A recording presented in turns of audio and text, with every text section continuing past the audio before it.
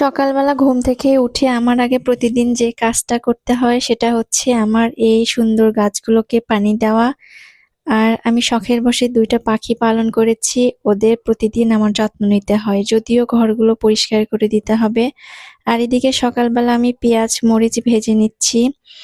আমি কিছুটা আগের দিনের বেঁচে যাওয়া ভাত ছিল সেটাকে ভাজি করে নিবো।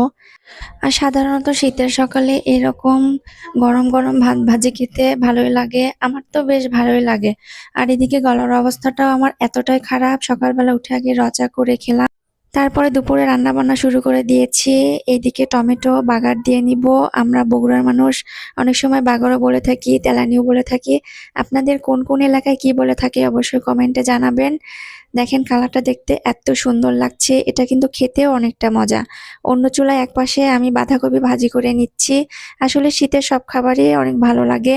আর আমার মেয়ে অনেক বায়না করছিল সে বার্গার খাবে। ওর জন্য বার্গার অর্ডার করেছি। আজ এই পর্যন্তই। দেখা হবে অন্য কোনো ব্লগ ভিডিও